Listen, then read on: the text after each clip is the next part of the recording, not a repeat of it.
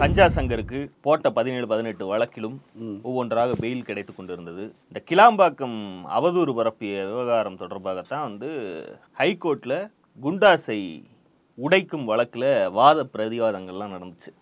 இதனால என்ன கலவரமா நடந்தது அப்படிலாம் கேட்டாங்க. டிராபிக்ல அப்படிதான் தம்பி போகணும் அப்படிங்கிற மாதிரி இருந்துச்சு தீர்ப்பு. இப்போ போட்டிருக்கிற வழக்கு குண்டாஸ் வழக்கு. இது கஞ்சா வைத்திருந்ததற்காக ஒரு இடத்துல இல்லை, தேனியில் ஒரு பெரும்பட்டலம், ஆபீஸ்ல ஸ்டாக்கு, மெட்ராஸ்ல வீட்டில் லோடட் சிகரெட்டு, இது இல்லாமல் ஆந்தி வேலை சப்ளையர் 2.5 கிலோ கஞ்சாவோட இவனுக்கு வந்துகிட்டு இருந்தவனை பிடிச்சி இது எல்லாம் தாசில்தார் முன்னிலையில கையுங்களவும் கேமரா சகிதமாக வீடியோ சகிதமாக படமாக்கப்பட்ட, அது எலக்ட்ரானிக் எவிடன்ஸ்ல இப்போ எடுத்துக்கிறேன்னு சொல்லியிருக்காங்க. அதன் அடிப்படையில் சர்ச் பண்ணி அதன் அடிப்படையிலே எடுத்தது. இதற்கு ஒரு குண்டாஸ் வழக்கை போட்டிருக்கிறார்கள். திமுக அரசு மீண்டும் மீண்டும் தவறு செய்கிறது. சுமந்திராமன் சரியான எக்ஸ்பீரியன்ஸ் ஹேண்டு வேணுங்க. ஆர்கே இல்லை, சுமந்திராமன் சொல்றாருன்னா ஏற்கனவே நீதித்துறையில் இருக்கக்கூடிய பெண்கள் பூரா ஒழுக்கம் கெட்டவர்கள்னு வேற இவன் பேசி தான் தண்டனை கொடுத்து சுப்ரீம் கோர்ட் பெயிலில் இருக்கான். நான் ஒரு இதுக்காக சொல்றேன். இல்லை அது கீழ் லெவலில் வேலை செய்கிறவங்க தானே. ஓ, அதனால அது எங்களுக்கு பொருந்தாது அப்படின்னா ஓகே சரி. இதெல்லாம் கோவம் வேணாமா? ஒரு மனுஷன் என்ன ஒரு மான மரியாதை வேணாமா? ஆர்கே இந்த மாதிரி ஒன்றை சொல்லுகிறார். வரிசை கட்டிட்டு அவன் குற்றம் என்ன குற்றவா வேணாலும் இருக்கட்டுங்க, இத்தனை கேஸ் போடலாமா அப்படின்னு ஒரு எவனுமே அவன் கஞ்சா குடிச்சானா இல்லையா, கஞ்சா குடிக்கிறது சரியா இல்லையா, இன்னும் அவனுடைய அல்லக்கை ஒருத்தன் போட்டுட்டு இருக்காரு எடப்பாடி. அப்ப அவர் என்ன ஏங்க, ஒரு மனிதர் உங்களுக்காக செலவு பண்றாரு, இந்த வழக்குகள்ல மட்டுமே கிட்டத்தட்ட 1 கோடி ரூபாய் வரைக்கும் செலவு பண்ணியிருக்காருங்க. அவர் பண்ணலன்னு வைங்க, வேலுமணி தான் பண்றாரு. வேலுமணி பண்ணுவதற்கான காரணம் ஃபியூச்சர்ல எடப்பாடி மூஞ்சிக்கெல்லாம் ஓட்டு விழுகாது. இதை அதிமுகவை எல்லாம் ஆளணும்னா பாருங்க பிளிக்ஸ், அதுக்கு இவருதான் வேலுமணி தான் கரெக்டா இருப்பாரு. வேலுபாய் அப்படி இருக்கு. ஒயிலாட்டம், மயிலாட்டம், வள்ளி கும்மி எல்லாமே கத்து முடிச்சவர் இவரு தான். ஸோ இவரு தான் தமிழ்நாட்டு ஆள்வதற்கு தகுதி அப்படின்னு சொல்லி பேசுவதற்கு ஒரு ஆள் வேணும். அந்த எண்ணத்துலதான் வேலுமணி சவுக்கு சங்கரை காப்பாற்றுவதற்கு முயற்சிப்பதெல்லாம். இவன் எவனுமே கஞ்சா வச்சிருந்தானே, அதுக்கு தானடா வழக்கு போட்டிருக்காங்க. இப்ப கஞ்சாவுக்காவது குண்டாஸ் போடலாமா என்னன்னு நீதிபதி அவர்கள்லாம் சொல்லணும். கருத்துரிமையா கஞ்சா இவன் மட்டுமா வச்சிருக்கான், எத்தனையோ பேர் வச்சிருக்காங்க. கஞ்சா வைப்பதால் என்ன கலவரமா வருகிறதுன்னு என்ன கேட்டாங்க. படத்துல கூட தான் அவர் பாட்டுக்கு உட்காந்து அடிக்கிறாரு இவரு ஆரியா. அதெல்லாம் சமூகம் பார்த்துச்சா இல்லையா? இது உத்தரப்பிரதேசத்துல எல்லாம் மூலிகை தெரியுமா? ஆமா, அந்த பக்கம் வளர்ந்துருக்கும். வீட்லயே வச்சு வளர்ப்பாங்க, வச்சு இழுப்பாங்க, சிவபானம்பாங்க, ஏதாவது சொல்ல போறாங்க, அது பின்னாடி வருவோம். ஆனால் கஞ்சாவுக்கு கடந்த 2023 ஜனவரியிலிருந்து செப்டம்பர் வரைக்கும் மட்டும் 49 பேர் மேலு கஞ்சா மற்றும் ட்ரக்ஸுக்காக குண்டாஸ் பதிவு செய்யப்பட்டிருக்கிறது. இப்ப குண்டாஸ் வழக்கு எதற்கெல்லாம் போடலாம்? குண்டா இருக்கிறதுக்கு மட்டும் போடுறதுக்காக வச்சிருக்காங்க. அது ஒரு டிரக்கோனியன் லா, ரொம்ப அதீதமான ஒரு தடுப்பு காவல் முறை. இதெல்லாம் பிரிட்டிஷ் காலனி ஆதிக்க மனநிலையில் செய்வது அப்படின்லாம் சொல்றாங்க. ஒருவன் தொடர்ச்சியாக குற்றங்கள் இழைப்பது, ஒரு குற்றத்திலிருந்து பெயில் வாங்கிட்டு வெளியே வந்தா மீண்டும் அதே வேலையை செய்வது. ஏன்னா அவனுக்கு தொழிலே அதுதான். ஒரு கூலிப்படையில ஒரு கொலைகாரன் இருக்கான், 10 பேர்ல சேர்ந்து ஒருத்தன் போய் வெட்டிட்டு வந்துடுறான். A1ஐயும் A2ஐயும் விட்டுட்டு மீதி இருக்கவனையெல்லாம் நீங்க பெயில் விட்டு அனுப்புனீங்கன்னா A1க்கும் A2க்கும் மோட்டிவ் இருக்கு, கொல்லணுங்கிற மோட்டிவ் இருக்கு. இவனுங்கெல்லாம் கூலிப்படையா போய் வேலையை செஞ்சுட்டு வந்துடுறானுங்க. 6 மாசம் கழிச்சு நீங்க அவனை பெயில்ல விட்டீங்கன்னா அடுத்து எவனுக்கு கொலை செய்யணுமோ அவங்க கூட சேர்ந்து தொழில் செய்யத்தான் போக போறானுங்க. இவனுங்களுடைய வேலையே அதுங்கும் போது நீங்க எப்பேற்பட்ட தண்டனையை கொடுத்தாலும் அதான் வெளியில செய்வான். அதான பிரச்சனை. எப்படியாவது சுப்ரீம் கோர்ட் போயாவது பெயில் வாங்கிட்டு வந்தாது திரும்ப அந்த வேலையை தான். கள்ளச்சாராயம் காய்ச்சுபவர்கள், கஞ்சா வியாபாரிகள், இவர்கள் மீதெல்லாம் குண்டாஸ் போடுவதற்கான இது இவன் வெளியே விட்டாலே அந்த வேலைக்கு தான் போவான், இவனை திருத்த முடியாது அப்படிங்கறனாலதான் அதிக காலம் அவனை சிறைக்குள் வைப்பதற்கு, அதாவது அவன் குற்றம் செய்யாமல் பார்த்துக் கொள்வதற்கு இது மாதிரியான தடுப்பு காவல் சட்டங்கள்லாம் இருக்கு. கஞ்சா வழக்குகளில் 49 பேருக்கு கடந்த வருடம் மட்டும் பாதி வரைக்கும், செப்டம்பர் வரைக்கும் மட்டும் போட்டிருக்காங்கன்னு ஒரு செய்தி இருக்கிறது. இதையெல்லாம் வைத்து தான் இந்த வழக்கை பார்க்க வேண்டிய தேவை இருக்குது. இவங்க யாருமே அவன் கஞ்சா வச்சிருந்தானா இல்லையா, அவனுக்கு கஞ்சா குடிக்கிற பழக்கம், ஏன்னா ஊடகவியலாளர்கள் அவனோடு நெருங்கி பழகக்கூடிய அத்தனை பேத்துக்கும் தெரியுது ஆள் இழுவ பார்ட்டின்னு. ரோல் சுத்தியா வச்சிருந்திருக்கானே, அதான் ஒரு ஒரு ஒரு ஒரு பாக்கெட் நிறையா 10 சிகரெட் வச்சு 10 சிகரெட்டுமே உட்காந்து பொறுமையாக சுற்றி யூசுபியில் போட்டு வச்சிருக்கான். அது கூடவே சுத்துற பையன் அவனுக்கு இன்னும் பல போதை பழக்கங்கள்லாம் உண்டு. கஞ்சா மட்டும்தானே பிடிச்சிருக்கீங்க, இன்னும் என்னென்னமோ வஸ்துக்கள்லாம் பயன்படுத்துறான்னு வேற. இல்லை இப்போ அவனுக்கு ஒரு வக்கீலை வேற பிடிச்சிருக்காங்க. முதல் ரிமாண்ட் பண்ணும்போது ஒரு வக்கீலை காமிச்சாங்க. இல்லை வந்து கோயம்புத்தூர்காரரா ஒரு வக்கீல் வந்தார். அவர் வந்து இன்னைக்கு சொல்லியிருக்காரு பேசும்போது, அதாவது காவல்துறை அதிகாரி வந்து சொன்னார் ரவுடிகளுக்கு புரியும் மொழியில் பேசுவோம்னு. போலீஸ்காரங்களுக்கு புரியும் மொழியில் கோர்ட்டு பேச போகுது பார்க்குறீங்களா? நான் நினைச்சேன் போலீஸ்காரருக்கு புரியும் மொழியில் ரவுடிகள் பேச போகிறோம் அப்படின்னு சொல்லுவார் நினைச்சேன். ஒரு கோர்ட் வந்து பேச போகுது பாருங்க அப்படிலாம் வந்து சவால் விட்டுருக்காரு. அவர்களுக்கு புரிகின்ற வகையில், அதாவது வந்துட்டு ஒரு ஒரு உயர் பதவி வந்து பதவி ஏற்கும் போது ஒரு காவல்துறை அதிகாரி சொல்லியிருந்தார், ரவுடிகளுக்கு புரிகின்ற வகையில் வந்து அவர்களுக்கு பதிலளிக்கப்படும் சொல்லியிருந்தார். இன்னைக்கு இங்கே நாங்கள் என்ன சொல்கிறோம்னா, இந்த காவல்துறைக்கு புரிகின்ற பாஷையில் உயர்நீதிமன்றமும் உச்சநீதிமன்றமும் இவங்களுக்கு பதில் சொல்லும் கூடிய சீக்கிரத்தில். அது ஏன் அந்த வார்த்தை வருது? இவனுக்கு தான் இவன் இப்போதைக்கு வரக்கூடாதுன்னு அவங்க நினைக்கிறாங்க போல. இல்லை, இப்போ கோர்ட்டு கொடுக்கக்கூடிய இம்யூனிட்டி, தனக்கு இருக்கக்கூடிய செல்வாக்கு, அரசியல் பின்புலம், பாஜக மற்றும் அதிமுகவுடைய பின்புலம், இவைகளை வைத்து கோர்ட்டில் நம்ம பார்த்துக்கலாம். ஏன்னா இந்த வழக்குலலாம் கைதாகிறதுக்கு முன்னாடியும் கஞ்சா சங்கர் வந்து ஒரு பெண்ணை பற்றி அவதூறு பேசி இந்த அம்மா இப்படி வருத்தம் தெரிவிக்குதேன்னு சொன்னா வேணா கேஸ் போடுங்க, வழக்கு போடுங்க பாத்துக்கலாம், வழக்கு போடுங்க பாத்துக்கலாம்னு குற்றம் செஞ்சப்பெல்லாம் சொல்லிட்டு வழக்கு போட்டா ஐயோ வழக்கு போடுறாங்கன்னா என்ன? 17 வயசு மாணவி வந்து 16 வயசு மாணவி வந்து இறந்து போச்சு. அது லவ் பண்ணிட்டு இருந்து சிலுங்கிறது வரைக்கும் வந்து பொது வெளியில் பேசினவன். இவன் வந்து மனிதனாகவே கருதக்கூடிய முடியாத அளவுக்கான ஒரு கேவலங்கிட்ட பிறவி. அவனுடைய தொழிலே அதான் இருக்கும்போது அவன் செய்யக்கூடிய வேலையை பற்றி அது தவறுங்கிறத பத்தி இவர்கள் யாராவது செய்த காலத்தில் கண்டித்து பேசி இருக்கிறார்களா? இன்னைக்கு மட்டும் பேசுறாங்கன்னா நீங்க வந்து அவன் பண்ணிட்டு இருக்கிறதையெல்லாம், நீங்க பண்ண முடியாத வக்கரத்தை எல்லாம் அவன் கொட்டுறான். அதுக்கு அவனுக்கு அந்த முரட்டு தைரியம் இருக்கு, அவனுக்கு அதை தாங்கக்கூடிய பின்புலம் இருக்கு. அதனால நாங்க அதை ரசிச்சுட்டு மட்டும் இருந்துக்குவோம். அதானோட பொருள். நீங்க கமெண்ட் கார்த்திக் சிதம்பரத்துல இருந்து எல்லாரும் பேசுறாங்கன்னா அதானே. கார்த்திக் சிதம்பரம் தான் 66A ஒரு சட்டத்தை முதல்ல இந்தியாவில் வந்த போது அவரை பத்தி விமர்சனம் பண்ணான்னு சொல்லி ஒரு ஆளை தூக்கி பாண்டிச்சேரிக்கார கைது பண்ண வச்சிருக்காங்க. அவர் இன்றைக்கு வந்து சொல்லுகிறார் கருத்து சுதந்திரம் என்பது. கருத்து சுதந்திரம் பத்தி நீ பேசுற அபுஜி. அதாவது தமிழ்நாட்டுக்கு வந்து 2 பாதைகள் இருக்கு, கஞ்சா வரக்கூடிய பாதைகள். இந்த பக்கம் ஆந்திராவிலேருந்து வரக்கூடிய பாதை, இந்த பக்கம் வந்து தேனி மாவட்டம் அந்த அந்த கம்பத்து வழியாக வந்து அந்த மலைப்பகுதியிலேருந்து வர்றது. 2 பாதை. இவனை வந்து எங்கே வச்சு அரெஸ்ட் பண்ணியிருக்காங்க? தேனி. என்ன கையில் என்ன பொருள் இருந்துச்சு? கஞ்சா. நீ எதுக்கு போனப்ப? நீ ஹோல்சேலாக வாங்க போயிருக்க?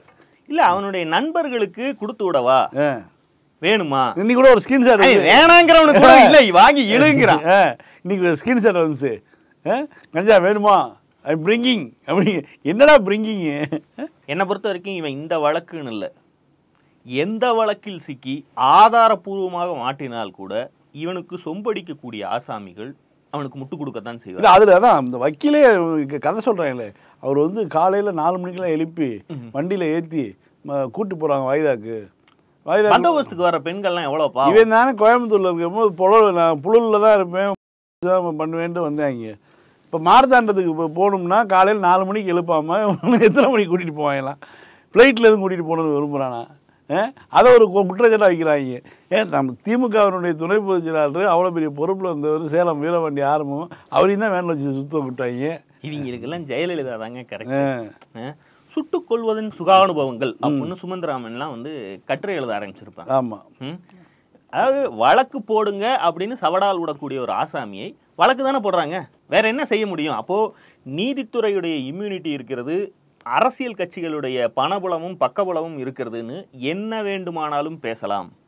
ஒரு கட்சியை, ஒரு ஆட்சியை, அதனுடைய அரசியலை எதிர்ப்பது என்பதை ஒரு ஒரு ஊடகவியலாளர் அப்படிங்கிற இடத்திலிருந்து எல்லை மீறாமல் விமர்சிப்பது, ஆதாரப்பூர்வமாக பேசுவது, ஆதாரம் இல்லாமல் கூட அடித்து விடுவதுன்னு பல பேர் செஞ்சுட்டு இருக்காங்க. அத்தனை பேரையும் இந்த மாதிரி எல்லாம் டீல் பண்ணுவதில்லை. இப்போ தமிழா பாண்டியன் ஒரு ஆசாமி இருக்காரு, அதுவாட் பேசிட்டு தான் இருக்காரு. முட்டகன் மணி இருக்காரு, அவங்க பேசுவதற்கெல்லாம் ஏதாவது ஆதாரம் இருக்கா? ஆனால் ஒரு லெவல்ல அரசாங்கத்தை சீண்டி பார்த்து அதற்கு நேரடியாக எதிர்கட்சிகளிடம் பணம் வாங்கி கொண்டு தரகு வேலை பார்ப்பதையே ஒரு கார்ப்பரேட் ஸ்டைல்ல செய்து, புரோக்கரா இருந்ததை புரோக்கரை நிறுவனமயப்படுத்தப்பட்ட புரோக்கர் ஹவுஸாக அதை மாற்றி, ஊடகவியலில் பல அயோக்கியர்கள் இருந்தால் அந்த அயோக்கியர்களுக்கெல்லாம் இது ஒரு கனவு ஜாப். வாழ்ந்தா அப்படின்னு இவனை பார்க்கும்படியான ஒரு கஞ்சா கேஸ் வாங்கி குண்டாசில் இருக்கணுங்கிற மாதிரி அதுக்கான ரிஸ்க் எல்லாம் அப்ப அவர்களுக்கு எப்ப அச்சம் வரும்? ஊடகவியல்ல பல பேர் ஃப்ராடுக்கு இருப்பான், அந்த ஃப்ராடுக்கெல்லாம் இவன் தானே ரோல் மாடலா மாறி போறான். இந்த திமிர் இருக்குல்ல, நான் பேசுவேன், உன்னால என்ன முடியுமோ பண்ணு, என்ன வழக்கு தானே போடுவேன், உன்னால போடு, நான் அதை கோர்ட்ல பாத்துக்கிறேன்னு சொல்லக்கூடிய அந்த திமிர் இருக்குல்ல, என்ன பேசுவது. நீதித்துறையில இருக்கக்கூடிய பெண்கள் ஓஏக்கள், அதாவது இந்த கணவனை இருந்த வேலை வாய்ப்பு அந்த பல்வேறு இதில் வந்து உள்ளே வந்தவங்க அப்படி இப்படின்னு சொல்லி அவங்கள பற்றி தப்பாக பேசினா ஒரு ஜட்ஜியை பிடிச்சி உள்ளே போட்டார். இந்த நாட்டினுடைய ஊழலை ஒழிக்க வந்தேன்னு சொன்ன ஒரு வழக்கறிஞர் மூலமாக போய் சுப்ரீம் கோர்ட்லேருந்து ஜாமீன் வாங்கிட்டு வந்து வந்தான். அதற்கு பிறகு வந்து பெரிய இது வந்துருச்சு, நம்ம யாரை வேணாலும் பேசலாம்னு. அடுத்த கட்டமாக பேசிக்கிட்டே போகும்போது முதலமைச்சர் குடும்பம், மந்திரிகளை பற்றி, தனிப்பட்ட நபர்களை பற்றிலாம் பேசிக்கிட்டே இருந்தேன். ஒரு கட்டத்தில் வந்து பெண் போலீஸாருடைய ஒழுக்கங்களை பற்றி, அவர்கள் வந்து அதிகாரிகளுக்கு வந்து இதாக இருக்கணும், அவங்க ஒரு யோக்கியமாக இருக்கிறது கிடையாதுன்னு சொல்லி பேசி இன்றைக்கி இந்த நிலைமைக்கு வந்து ஆகிருக்கான். துணிச்சல் வந்ததுக்கான காரணம் என்னென்னா எல்லாரும் வேடிக்கை பார்த்தது தான். இவங்க நண்பர்கள்னு இன்றைக்கி காலையிலேருந்து கதறிட்டு இருக்காங்களே, இவங்க யாராவது அன்றைக்கி பேசியிருப்பாங்களா, இவர் பேசுனதை கண்டிச்சிருப்பாங்களா? இல்லைங்க. இப்போவாவது அவன் திமுக என்கிற மிகப்பெரிய கட்சியை அது பற்றி அவதூறு பரப்பிட்டு இருக்கான். அதை தாங்குவதற்கான வலிமையெல்லாம் அதுக்கு உண்டு. திமுக ஆட்சிக்கு வருவதற்கு முன்பு அவனுடைய 2009 21 வரைக்குமான காலகட்டத்தை எடுத்து பார்த்தீங்கன்னா, தனிப்பட்ட நபர்கள் எத்தனை பேருடைய குடும்ப விவகாரங்களை கதகட்டி விட்டு, எத்தனை பேரை சிறைக்கு அனுப்பி, தன்னுடைய போலீஸ் லாபியிங் மூலமாக பல வேலைகளை செய்து எத்தனை பேருடைய வாழ்க்கையெல்லாம் சீரழிச்சிருக்கான். அப்பெல்லாம் யாராவது, அதாவது தனிப்பட்ட பாதிக்கப்பட்ட நபர் சார்பாவது இங்க எல்லாம் யாராவது பேசியிருக்காங்களா? இவங்க எல்லாம் அத்தனையும் ரசிச்சுட்டு இருந்தாங்க. அவனால் யாருக்கு பாதிப்பு வந்தாலும் அவங்களுக்கு பிரச்சனை இல்லை. அவர்களுடைய நோக்கம் அவனுக்கு எதுவும் ஆகக்கூடாது, அவனை பாதுகாக்கணும். இவன் ஒரு டூல். இவர்களுடைய வக்கரங்களை எல்லாம் தீர்த்து கொள்வதற்கான வடிகால் இவன் அப்படின்னு பார்த்தா இவங்களால அந்த வேலையை செய்ய முடியாது, தரம் இறங்கி செய்ய முடியாது. இது செய்வதற்கு ஒரு மெர்சனரி வேணும், அந்த மெர்சனரி இவன் தான். இவனை காப்பாற்றுவதற்காக பட்டவர்த்தனமாக எல்லா பலத்தையும் பிரயோகப்படுத்துகிறார்கள். பாஜகவும் அதிமுகவும் நீதித்துறை எல்லாத்திலையும் அவங்க பயன்படுத்துறாங்க. ஆனால் இவனை எதிர்க்கக்கூடிய திமுக பெருந்தன்மையோட உச்சத்திலிருந்து தான் இதை அணுகணுங்கிறது எப்படி இருக்குன்னா, நான் கண்ணோட தான் வந்து சுடுவேன், நீ முடிஞ்சா கையில வச்சு தடுத்துப்பாரு. அப்படி சொல்லுவதோடைய நோக்கம் என்னன்னா, நீங்க காயப்படணும், நீ அடி வாங்கணும், நீ தோத்துட்டே இருக்கணும். அதானே இதனுடைய பொருள். ரெண்டாவது, இப்படி ஒரு ஆசாமியை இப்படி ஒரு தனி நபராக பின்னாடி லாபியிங் பவரை மட்டும் வைத்துக்கொண்டு அதிமுக பாஜகவுடைய பின்புலம், எந்த எதிர்கட்சியுடைய பின்புலத்திலேயாவது இப்படி ஆடிக்கொண்டிருந்தால், எந்த கட்சி ஆட்சியில் இருந்தால் இவனை சகித்து கொண்டிருக்கும்? 3 ஆண்டுகள் இப்ப வரைக்குமே அவனை லீகலா தான் டீல் பண்ண பாக்குது திமுக. வேறு எந்த கட்சியாவது, உதாரணத்துக்கு ஜெயலலிதா இருந்த போது இது நடந்திருந்தால், அந்த அம்மாவுக்கு எதிராக இப்படி ஒரு நபர் பேசிக்கொண்டிருந்தால் அவனுடைய நிலைமை என்னவாகும்? கடந்த காலங்களில் ஜெயலலிதா ஆட்சி காலத்தில் அது அப்படியெல்லாம் செய்த போது இவர்கள் யாராவது அதை வந்து இதெல்லாம் வந்து பாசிசத்தின் உச்சம் தெரியுமா? நீதிபதி மருமையை ஒருத்தனை வந்து நீதிபதியை வந்து அரசை கண்டிச்சு 2 தடவை பேசிட்டாருன்னு சொல்லி ஒரு நீதிபதியினுடைய மருமகன் காக்கில் கஞ்சா வச்சிருந்தான்னு சொல்லி ரிமாண்டு. மகா காலையில் வந்து வீட்டு வாசலில் கண்ணீரோட நிற்கிது, புருஷனை போலீஸ் கூட்டிகிட்டு போயிட்டாங்க ஜட்ஜு மருமகன். இதுதான் ஜெயலலிதா ஆட்சி காலத்தில் நிலைமை. அன்னைக்கும் கூட வந்து நக்கீரன் போன்ற பத்திரிகைகள் மட்டும்தான் வந்து எதிர்த்து எழுதிச்சு தவிர மற்றவங்கன்னா மூடிட்டு தான் இருந்தாங்க. இன்னொன்று வைக்கிறாங்க, அவன் அதிமுக ஆட்சியில் இருந்தப்ப பேசினது இல்லையா, மனசாட்சி தொட்டு சொல்லுங்க. அதிமுக ஆட்சியில் இருந்த போது இப்போது சொல்லக்கூடிய இந்த அவதூறுகளையும் கதை கட்டல்களையும் அவன் பண்ணிட்டு இருந்தான். எல்லா ஊடகவியலாளர்களும் என்ன எதிர்ப்பு தெரிவிச்சாங்களோ அந்த அளவுக்கு தான் எதிர்ப்பு தெரிவிக்கிறது. ஆமா இல்லையா? அதற்கு இதுக்கு வேறுபாடு இருக்கா இல்லையா? இல்லை, அதுலேயுமே வந்து எத்தனை திருகுதாளம் ஸ்டெர்லைட்டை எதிர்த்து துப்பாக்கி சூட்டை கண்டித்து பேச ஒரு பேட்டி. அதுக்கப்புறம் வந்து காசு வந்ததுக்கப்புறம் பார்த்தீங்கன்னா ஸ்டெர்லைட்டுக்கு வந்து அவங்க சுடணும்னு நினச்சி சுடலை, அவங்க குறிப்பாத்தது சுட்டது வேற எதுவும் தொடச்சிட்டு இருந்தாங்க, தவறுதலா வெடிச்சிருச்சுன்னு கதை விட்டுட்டு இருந்தது. இப்படிதான் அவனுடைய அரசியல் பூராமே பெட்டிக்கு முன்னு பெட்டிக்கு முன்னாடி பின்னுங்கிற மாதிரி தான் இருந்தது. இவனால் பாதிக்கப்பட்ட ஆசாமிகள் தனிப்பட்ட நபர்களாக இருந்தாலும் அவர்கள் மீது இவர்களுக்கு பச்சாதாபம் வரவில்லை என்றால் இவர்களுக்கு திமுகவை தாக்குவதில் எப்படி யோக்கியமான இவர்கள் முடிவு எடுப்பார்கள்? இப்ப இவர்கள் இப்ப சுமந்திராமன் மாதிரியான ஆட்கள்லாம் தப்பா நடக்குதுன்னு சொன்னாதான் அரசாங்கம் சரியா நடக்குது இல்லையா? உண்மைதான். இப்ப தேவநாதன் யாதவ் கைது அப்படின்னு ஒரு செய்தி வருது. 556 கோடி ரூபா மோசடி. அந்த 556 கோடி ரூபா மோசடியில் வந்து காசை விட்டது பூராமே வந்து மயிலாப்பூர் மாமாவுக்கு அவங்களுக்கே பட்டையா போட்டிருக்காங்கன்னா பெரியார் இருந்தால் வாழ்த்திருப்பார். அண்ணாமலை இன்னைக்கு சொல்லியிருக்காரு பாத்தீங்களா, என்ன இவர் உண்மையிலேயே பிராடு பண்ணி இருந்தால் நடவடிக்கை எடுக்கதை பத்தி எனக்கு ஒரு பெரிய பிரச்சனை இல்லை, ஆனால் பாஜகவுடைய கூட்டணி கட்சிகளை ஒடுக்கும் நோக்கில் இது செய்யப்பட்டிருந்தால் ஏன்னா ஆருத்ரா குண்டனை கூட்டிகிட்டு போய் பிரதமர் பக்கத்தில் நிப்பாட்டுறீங்க. அவன் ஒரு 2000 கோடியே அடித்தான். இந்த அளவு வந்து ஒரு கட்சி வச்சிருந்தாருன்னு சொல்லி கூட்டிகிட்டு போய் பிரதமர்கிட்ட நிப்பாட்டினீங்க. இவர் 525 கோடி. நீ யாரெல்லாம் பிரதமர் பக்கத்தில் நிப்பாட்டி போட்டோ எடுக்க வைக்கிறியோ அவனா 500 கோடி 1000 கோடியை மக்கள்கிட்ட வந்து நொட்டிட்டு போயிடுறான். அதுக்கு நீ வந்து வியாக்கியானம் பேசிகிட்டு இருக்க. இன்னொன்று, நாம் தமிழர்லேருந்து ஒரு அப்ராணியை பிடித்து சிறையில் அடைத்து வைத்திருக்கிறார்கள். அவன் தப்பா ஒன்றும் சொல்ல. திருச்சி எஸ்பிக்கு மென்ஷன் போட்டு, சாரே எஸ்பிக்கு நாங்கள் ஆட்சி அதிகாரத்துக்கு வருவதற்கு முன்பே தயவு செய்து இறந்து விடுங்கள், அது ரெக்வஸ்ட் பண்ணி கேட்கிறார். செத்துரு, சாப்பிட்டு சாகு, நாங்கள் ஆட்சிக்கு வரப்போறோம் அப்படின்னு. எங்கள் அண்ணா சொன்னாலும் கேட்க மாட்டோம், சீமானே வேணாம் அவங்கள ஒன்றும் பண்ணாத அப்படின்னு சொன்னாலே நீங்க கேட்க மாட்டாங்க. நீங்கள் தவறினாலும், அதாவது நீங்க சாக மறுத்தாலும், ஜெயந்தன் படையணி தான் வந்து புலிகள் அமைப்புக்குள்ள வந்து கட்டளைக்கு தலைமை கட்டுப்படாது. ஏன்னா அது வந்து கருணா தான் அது கேட்காதா, கருணா தான் அதுக்கு வந்து லீடரு. அது மாதிரி வந்து அவரு அந்த படையணி மாதிரி இவர் இருக்காரு. கரிகாலன் பேர் பாருங்களேன், கரிகாலங்கிறவன் பேரு வேற.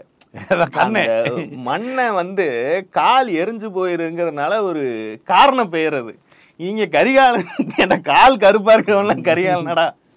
கரிகாலன், இளந்திரையன், சோழ தூதுவன் இப்படிலாம் பேரை வச்சுக்கிட்டு ஆளை பார்த்தீங்கன்னா பரிதாபமா இருக்காப்புல. எங்கிருந்து பிடிச்சிட்டு அவனை ஏதோ ஒட்டு பீடிக்கு துண்டு பீடிக்கு பொறுக்கிட்டு கொண்டு வந்த மாதிரி தெரியுது எனக்கு. இவன் தானா? இவன் கையில எப்படி முதல்ல மொபைல் கிடைச்சிச்சு? இவன் அப்பனா இருக்க வாய்ப்பு உண்டு. இவன் பையன் அதாவது 15-16 வயசுல பள்ளிக்கூடம் போகாம உட்காந்துட்டு நாம் தமிழர் வீடியோவை பார்த்து இந்த வேலையை செய்வதற்கு வாய்ப்பு உண்டு. இந்த ஆளை பிடிச்சு கொண்டு வந்து, அதுவும் எஸ்பியோட சந்ததிகள், உங்களுடைய நீங்க தப்பிச்சாலும் உங்களை கூட விட்டுருவோம். ஏன்னா நாங்க ஆட்சிக்கு வர்றது கொஞ்சம் முன்ன பின்ன லேட் ஆனாலும் ஆகலாம், ஆனால் உங்கள் சந்ததிகளை விட மாட்டோம். ஏண்டா ஒரு போலீஸ் ஐபிஎஸ் அதிகாரிய சந்ததிகளை பழிவாங்குவோம்னு சொன்னீங்கன்னா இல்லைங்க. இதுல வந்து இப்போ சீமான் வந்து மயிரே போச்சுன்னு போயிடுவான். பாருங்களேன், இந்த வழக்கில் பாருங்களேன், கண்டுக்காம போயிடுவான். இதே மாதிரி தான் இந்த கிரிக்கெட்டுக்கு சிஎஸ்கேக்கு எதிராக வந்து போராட்டம் பண்ணுறோம்னு சொல்லி போராட்டம். என் போட்டாவை போட்டு திரள் நிதியும் வசூலிக்க முடியாதுங்க. இவனுக்கு காசு போட மாட்டாங்க. என்ன அது போய் இப்போ சீமான் அண்ணன் சீமான் இருக்காருன்னு சொல்லி தைரியத்தில் போய் போலீஸை குத்திட்டான். அவனை கண்டுக்காம விட்டாங்க, என்னமோ பண்ணிக்கன்ட்டு போயிட்டாங்க. அவன் கடைசியில் வந்து வீட்டில் போலீஸ் தேடுது, சொந்தக்காரங்க வீட்டுக்கு போக முடியல, எங்கேயும் போக முடியலன்னு சொல்லி கடைசியில் பழனியில் பிச்சை எடுத்துட்டு இருந்தேன். யாருமே இல்லாமல் இந்த மதன்கிறவன் கடைசியில் வரும்போது வலிக்கு விழுந்து கை உடைஞ்சு அப்புறம் போட்டா போட்டாங்க. இல்ல இதுக்கு முன்னாடி என்ன டொக்கோமோ கம்பெனி ஓனரா இருந்தாரா? ஏதோ இருந்தேன். ஆனா பழனியில பிச்சை எடுத்துட்டு இருந்தா புடிச்சாங்க, மறுபடியும் பிச்சை எடுத்துட்டு தொடர்ந்துட்டு இருந்திருக்காங்க. திருவல்லிக்கேணி வீடு. ஓஹோ. திருவல்லிக்கேணில இருந்து ஓடி போய் பழனியில பிச்சை எடுத்து கடைசியில் அவனை பிடிச்சிட்டு வந்து இங்க கையை உடைச்சு அவனுடைய கதையை தான் கடைசி விவசாயிகளை விஜய் சேதுபதியா வச்சிருக்காங்க. ஆமா. நாம் தமிழர் மகளிர் அணி வந்து எதுக்கு வழக்கு போட்டிருக்காங்க தெரியுமா? இது நியூஸ் வர்றதுக்கு முன்னாடியே அரஸ்ட்னு ஒரு நியூஸ் வருது. வந்த உடனே இதுக்குதான் அரஸ்ட்னு இவங்க அலிபி கிரியேட் பண்றாங்களா, சொல்லிட்டாருன்னு அரெஸ்ட் பண்ணிட்டாங்க. அது வேற ஒரு ட்வீட். ஓகே, அவர் நிறைய ட்வீட் அது மாதிரி போட்டிருக்காரு. அதுல வந்து சொன்னதுக்காக அரெஸ்ட் பண்ணிருக்காங்க. அதுக்கு அரெஸ்ட் பண்ணடா சந்ததிகளை பழிதி இருப்போம், வழக்கமா கருவறுப்போம் கிருவறுப்போம், அதெல்லாம் போட்டிருந்தா எனக்கு குண்டாசு கிண்டாசு போட்டு விட்டுருப்பாங்க. இல்ல அதான் நாங்க வர்றதுக்குள்ளே செத்து போயிருங்கிறதுல எவ்வளவு பெரிய எகத்தாலும். நீ ஆட்சி மாட்ட, உனக்கே எவ்வளவு திமுறனா, படிச்சு ஐபிஎஸ் ஆகி இல்லைன்னு சொல்லுவாங்கல்ல, 5 minutes நான் இப்ப போய் ஒண்ணு கடிச்சிட்டு ரிட்டர்ன் வரும்போது நீங்க இருக்கக்கூடாது அப்படிங்கிற மாதிரி பஞ்ச பேசி. இதெல்லாம் இவங்கிட்ட இருந்து கத்துக்கிறது. இவன் மேடை ஏறி இப்படித்தானே பேசுறான். அதான் சீமான் பேசுற மாதிரியே நாமளும் பேசுவோம் அப்படின்னு நினைப்பது, அதை செஞ்சு பார்ப்பது, அப்புறம் வந்து உள்ள போகுது. செந்தில் மல்லிகைப்பூவும் அல்வாவும் கொடுத்து கூப்பிட்டா வருவாங்கன்னு சொன்னீங்க, வரல அப்படிங்கிற மாதிரி நீங்க செஞ்சதான் நானும் செஞ்சு பார்த்தேன். டொக்குன்னு பிடிச்சுக்கொண்டு நீங்க பேசுவேன்னு நினைக்கிறேன் சீமான். அதே மாதிரி இப்ப வந்து எப்படி தம்பி துரைமுருகன் பாடின பாட்டு நானே பாடுறேன்னு சொல்லி பாடி சொல்லியிருக்கேன். முடிஞ்சா என் மீது வழக்கு போடு. அதே மாதிரி இப்போ தம்பி கரிகாலன் சொன்ன அந்த பஞ்சை நானும் சொல்கிறேன், முடிந்தால் என் மீதும் வழக்கு போடு அப்படின்னு சீமான் கேட்க மாட்டான். நீங்க வேணா எழுதி வச்சுக்கோங்க. இந்த ஆளை பார்ப்பான், யாரா சிக்கினதுன்னு கேட்பான், போட்டோவை காட்டுவாங்க, யாரா வேன்னு கேட்டு சாமியார் கேஸ்ல போற மாதிரில இருக்கான். இந்த மூஞ்சியெல்லாம் வியாபாரம் பண்ண முடியாது, திரள் நிதி வராது, இவன் அப்படியே அனுப்பி விட்டுரும், டீல்ல விட்டுருங்க அப்படின்னு இந்த வழக்கை முடித்து விடுவார்கள். அருந்ததியர் உள்ஒதுக்கீடு தொடர்பாக திரு ரவிக்குமார் எம்பி அவர்களுடைய கருத்தை முன்வைத்து நேற்றைக்கெல்லாம் பேசணும். விசிகவினர் பலர் கூட வந்து கமெண்ட்ல இந்த மாதிரி எல்லாம் அதில் பல நுணுக்கங்கள்லாம் இருக்குது, நீங்கள் ஏன் அப்படியெல்லாம் சொல்கிறீங்க அப்படின்னாங்க. நாமளும் அதை ஒன்றும் சொல்லலை. ஆனால் கொளத்தூர் மணி போன்றவர்கள் மூத்த தலைவர் அவர் வந்து இன்றைக்கு ஒரு நேர்காணல் ஒன்றை கொடுத்திருக்கிறார். அவர் வெளிப்படையாவே ரவிக்குமார் இப்படி பேசுவதை புரிந்து கொள்ள முடிகிறது, தோழர் திருமாவளவனும் ஏன் இதையெல்லாம் கண்டும் காணாமல் இருக்கிறார், இதை ஆதரிக்கிறார் என்று புரியவில்லை அப்படின்னு சொல்லியிருக்கார். சந்திரசூட் சொல்றாரு, அது ஒன்றும் ஹெட்ரோஜீனியஸா தான் இருக்கே தவிர ஹோமோஜோ இதா இல்லை அப்படின்னு தானே அவர் சொல்றாரு. தனித்தனிதான் இருக்காங்க, ஜாதிகளாக இருக்கிறார்கள், ஒன்று கூடி ஒரு குடையின் கீழ் இருக்கிறார்கள், அவ்வளவுதான். அதனால போனதுனால நாங்க பட்டியலினத்து உரிமையெல்லாம் மறுக்க போகிறோம் என்று அவர் பேச போவதில்லை. அதை ரவிக்குமார் செய்வதை புரிந்து கொள்ள முடிகிறது. ஆனா திருமாவளவன் எப்படி இதற்கு, அவர் தோழர் எப்படி இதுக்கு ஒப்புதல் கொடுத்தார் அல்லது இணைந்து நிற்கிறார் என்பதில் தான் எனக்கு கொஞ்சம் குழப்பம் இருக்கு. ஒரு ஜனநாயகவாதியாக நாம் கருதப்பட்டிருக்கிற அவர் எப்படி இருக்காருன்னு எனக்கு கொஞ்சம் அதுல குழப்பம் இருந்து கொண்டே இருக்கிறது. அதை அவர் நமக்கு தெளிவாக விளக்கினார். இதற்கு விளக்கம் நமக்கு விளக்கம் அளிக்க வேண்டிய தேவையில்லை. ஆனால் கொளத்தூர் மணி போன்ற மூத்த தலைவர்கள் எல்லாம், சமூக நீதி பேசக்கூடிய தலைவர்கள் எல்லாம் குழப்பத்தில் ஆழ்த்தும் அளவிற்கு விசிகாவுடைய இந்த நகர்வுகள் இருப்பது என்பது நல்லதில்லை.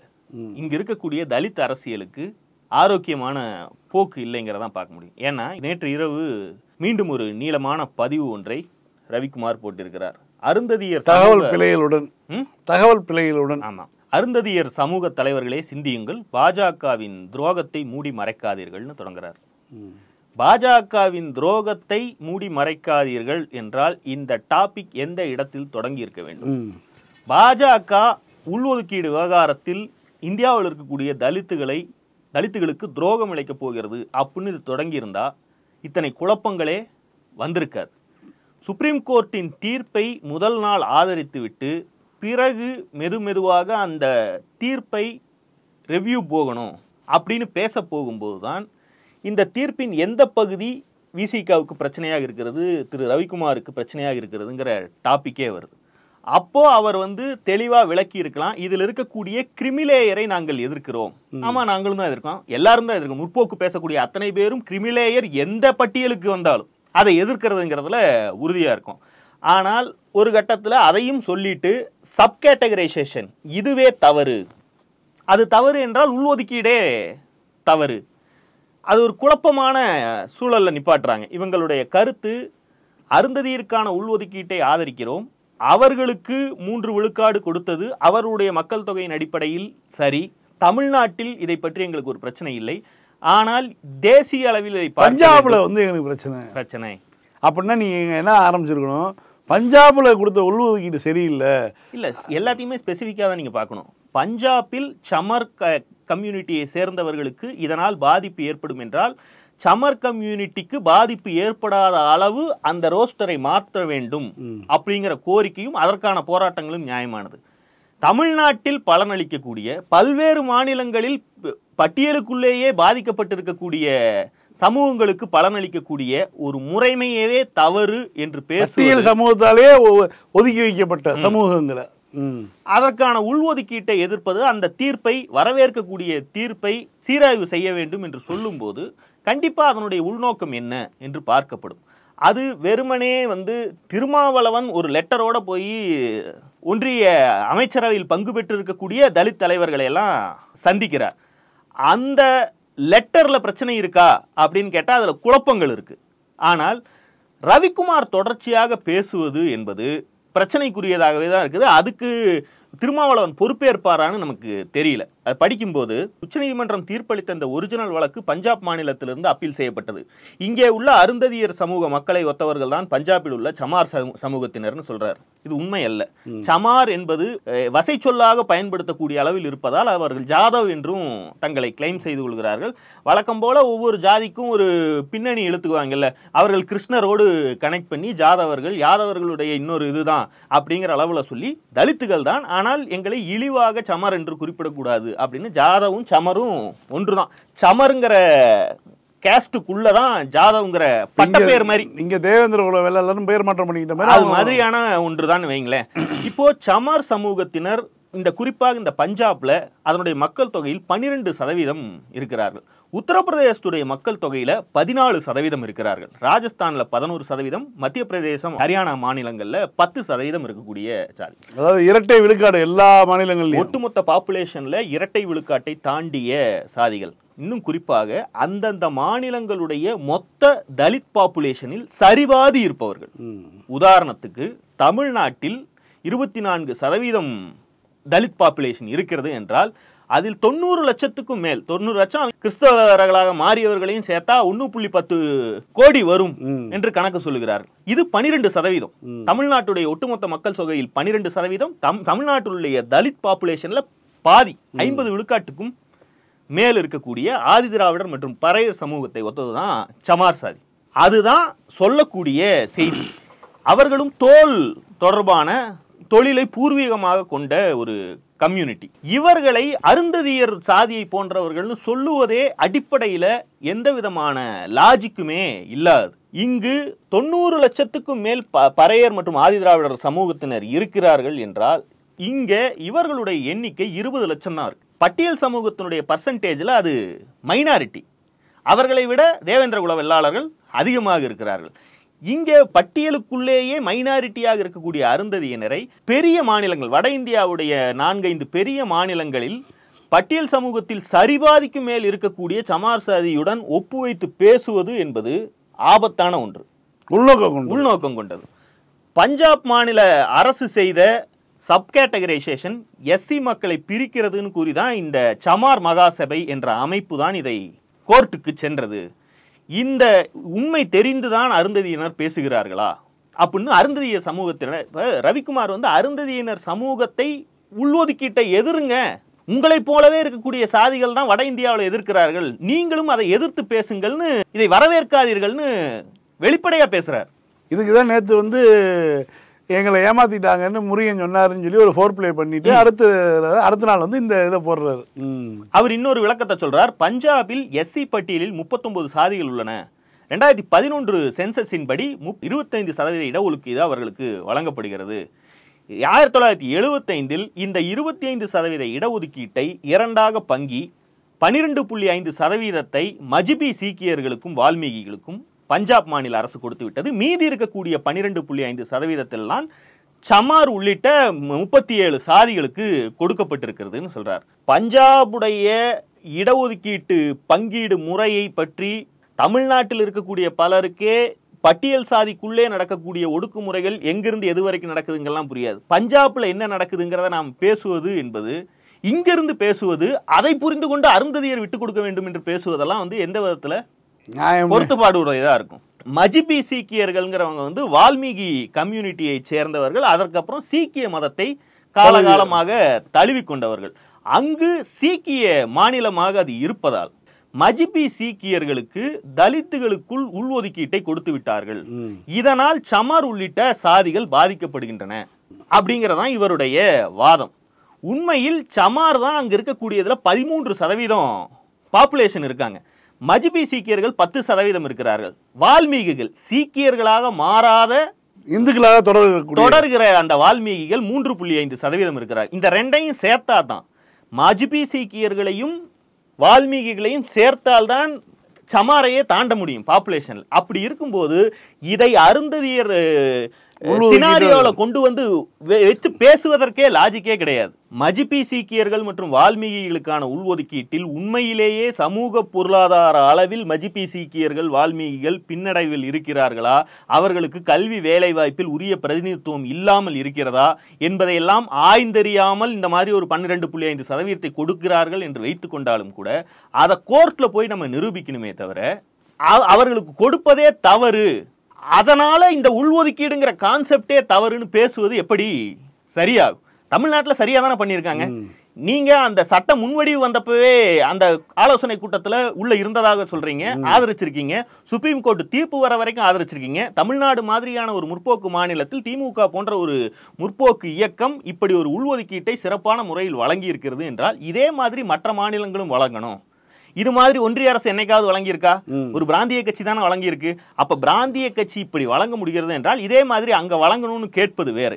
ஒட்டுமொத்தமாக இந்த சப்கேட்டகரைசேஷனே வந்து தவறு அப்படின்னு இவர் பேசுகிறார். அப்போ அதன் மூலமாக உள்ஒதுக்கீடுங்கிற கான்செப்டே இருக்கக்கூடாது அப்படிங்கிற இடத்துக்கு அவர் கொண்டு வந்து நிறுத்துறார். மாநிலத்துக்குள்ளேயே தலித்துகளுக்கு பல்வேறு பிரச்சனைகள் இருக்கும்போது பஞ்சாபை முன்வைத்து ஒரு பிரச்சனையை தேசிய அளவில் கிளப்பி அதன் மூலமாக இந்த உள்ஒதுக்கீடு கான்செப்ட் நீங்க ஊரா போய் பெட்டிஷன் கொடுக்க ராம்தாஸ் அத்வாலே இவர்களை எல்லாம் சந்திக்கும் போது தமிழ்நாட்டில் இருக்கக்கூடிய அருந்ததியினருக்கு இயல்பாகவே ஒரு கேள்வி வருமா இருக்காரு, உள்ஒதுக்கீட்டையே இவர்கள் சீராய்வு போட்டு ஒழிப்பதற்கு பார்க்கிறார்களா என்கிற சந்தேகம் வருவது ரொம்ப இயல்பானது தானே. ரெண்டாவது, தலித்துகள் பட்டியலுக்குள்ளே சப்கேட்டகரைசேஷன் பண்ணுவது, உள்ஒதுக்கீடு கொடுப்பது என்பது தலித்துகளுடைய ஓர்மையை சிதைத்துவிடும், தலித் யுனைட்டி என்பது இல்லாமல் போய்விடும் அப்படின்னு இவர் சொல்றார். அம்பேத்கர் தெளிவாக சொல்லுகிறார், சாதி என்பது உள்ளுக்குள்ளேயே அடைக்கப்பட்டிருக்கிறது, பட்டியலுக்குள்ளேயே அடுக்குகள் உள்ளன அப்படிங்கிறது தான் அம்பேத்கருடைய வாதம். இது உண்மை. உள்ளுக்குள்ளேயே ஒடுக்குமுறை நடக்கிறது, பட்டியல் சாதிக்குள்ளேயே சாதியானவ படுகொலை வரைக்கும் நடக்கிறது. இந்த சமமற்ற தன்மை பட்டியலுக்குள்ளேயே இருக்கும் பட்சத்தில் அதை தீர்ப்பதற்கு ஒரு வழி பார்க்க வேண்டும் என்பதை இவர் ஏற்றுக்கொள்வதே இல்லை. அப்படி செய்தால் தலித் ஓர்மை போய்விடும் என்றால் இதற்கும் இந்துக்களாக இணைந்திருப்போம், இந்துக்களை சாதிகளாக பிரிக்க வேண்டாம், ரிசர்வேஷனையே தூக்கிடுவோம், சாதி சர்டிபிகேட்டையே நீக்கிடுவோம், எல்லாரும் இந்துக்கள் தான், அப்படி இல்லைன்னு ரிசர்வேஷன் கேட்பதே வந்து இந்து ஓர்மைக்கு எதிரானதுன்னு சனாதனிகள் பேசுவதற்கும் இதற்கும் என்ன வேறுபாடு இருக்க முடியும்? அப்ப சீக்கிய மதத்தை சேர்ந்த எஸ்சி வகுப்புக்கு ஆதரவான இந்த நடவடிக்கையை எஸ்சி பட்டியலில் உள்ள சமார் உள்ளிட்ட மற்ற சமூகத்தினர் ஏற்றுக்கொள்ளவில்லைன்னு சொல்றார். சீக்கிய மதம் இவர் குறிப்பிடுவதன் மூலமாக என்ன சொல்ல விரும்புகிறார்? ஏனென்றால் சீக்கிய மதத்துக்கு மாறினாலும் அவர்களுக்கு இடஒதுக்கீட்டு உரிமை உறுதி செய்யப்பட்டிருக்கிறது என்கிற அந்த பஞ்சாப் மாடலை வைத்துத்தான் நாடு முழுக்க தலித் அமைப்புகள், முற்போக்கு அமைப்புகள் மதம் மாறினாலும் இடஒதுக்கீட்டு உரிமையை உறுதி செய்ய வேண்டும்ங்கிற கோரிக்கையை முன்வைக்கிறாங்க. கிறிஸ்துவ பறையர்களாக இருக்கட்டும், பௌத்தத்துக்கு மாறிய பறையர்களாக இருக்கட்டும், அவர்களுக்கான உரிமையை வந்து இடஒதுக்கீடு உரிமையை கேட்கறதுக்கான காரணங்கிறது அதை காமிச்சு தான் கேட்டுக்கிட்டு இருக்கோம். அப்போ இந்த நிலைமையில் இந்துத்துவர்களைப் போல மாற்று மதத்துக்கு சென்று விட்டாய் என்றால் நீ தலித்தே கிடையாது, நீ ஜெனரல் கேட்டகரியில வந்துக்க, பிசியா மாறிக்க அப்படின்னு சொல்லக்கூடிய இந்துத்துவர்களுடைய வாதத்துக்கு இது இந்த கிரிப்டோம்பாங்கல்ல, கிரிப்டோ கிறிஸ்டியன், அது மாதிரியான வாதத்துக்கு இது வலு சேர்க்குமா இல்லையா? அவர்கள் அப்போதே அதை எதிர்த்து போராட்டம் நடத்தினார்கள், வழக்குகளை தொடுத்தார்கள். இதில் முன்னணியில் நின்றது சமார் சமூகத்தினர் தான். சமார் சமூகத்தின் எண்ணிக்கை பலம் சதவீத அடிப்படையில் ஆதி திராவிடர்களுக்கு நிகராக உள்ளது. எதை வைத்து இவர் பட்டியல் சாதியில் மைனாரிட்டியாக உள்ள சமார் ஜாதவ் அவர்களை வந்து அருந்ததியர்களோடு இணைத்து வைத்து பேசுகிறார். அவருடைய ஒட்டுமொத்த பதிவுமே சமாரும் அருந்ததியரும் ஒன்று, அதற்கு எந்த லாஜிக்குமே கிடையாது. இந்த லாஜிக்கை உடைத்து விட்டால் இந்த ஒட்டுமொத்த பதிவுக்கும் பொருளே இருக்காது என்பதை தாண்டி பொய்யான ஒரு வாதத்தை எடுத்து அருந்ததியர் முன்னாடி வைக்கிறது. ஏன் உனக்கு பசிக்குது, நான் போய் சாப்பிட்டு வந்துடுறேங்கிறதுல என்ன அர்த்தம் இருக்க முடியும்? பொருளே இருக்காதுல்ல, எனக்கு பச்சா நான் தானே சாப்பிடணும், நீ ஏன் போய் சாப்பிட்றேன்னு தானே கேட்க முடியும்.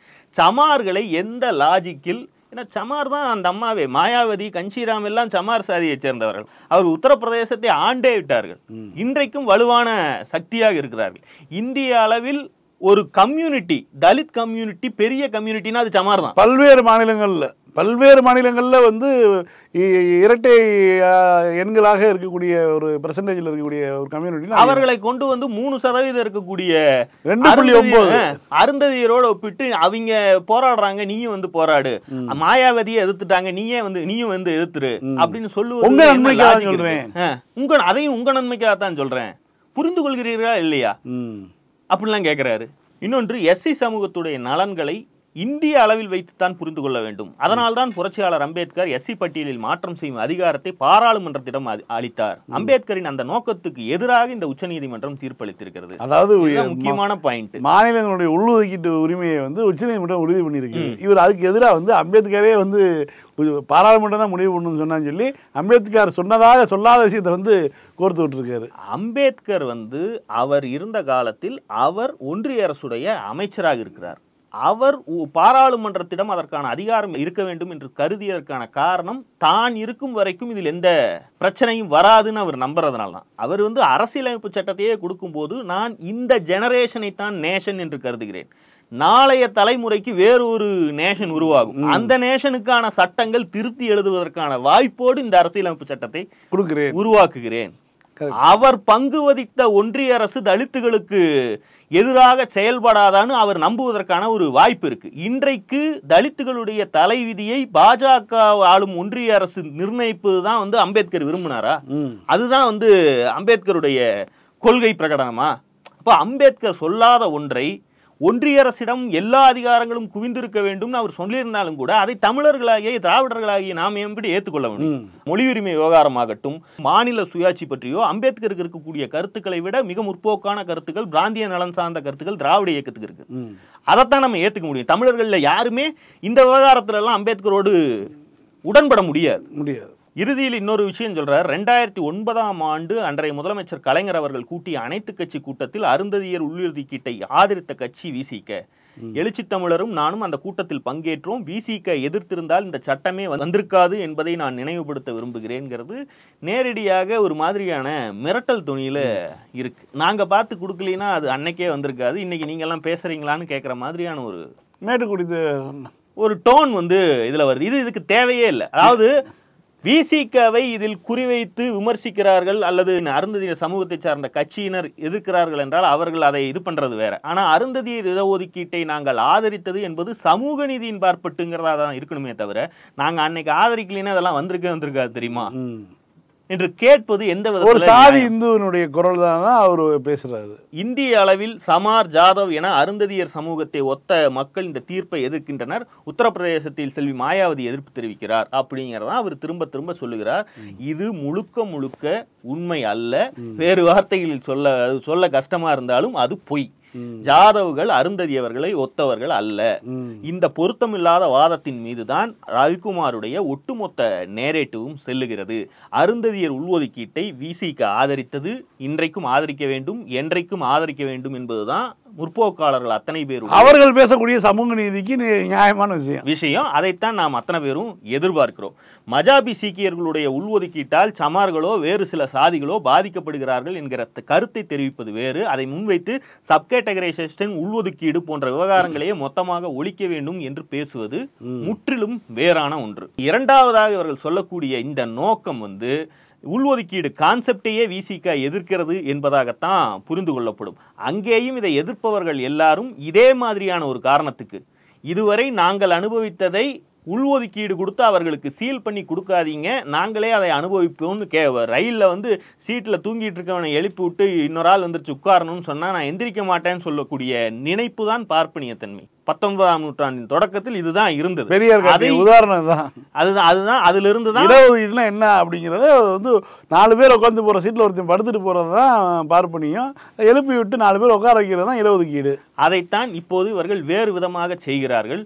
இது 2024 தமிழக அரசியல் சூழலில் கண்டுகொள்ளாமப்படாமல்லாம் வாய்ப்பில்லை. இது 90களெல்லாம் செஞ்சீங்கன்னா இது வேறு ரொம்ப சின்ன வட்டத்தில் பேசிவிட்டு டீ கடை இலக்கிய பத்திரிகைக்குள்ள குசும்பு பண்ணிட்டாமே, இதெல்லாம் வந்து காலச்சுவடோட போற மாதிரியான காலம் இது அல்ல.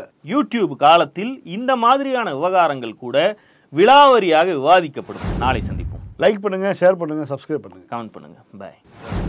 Politics பேசலாம். Politics.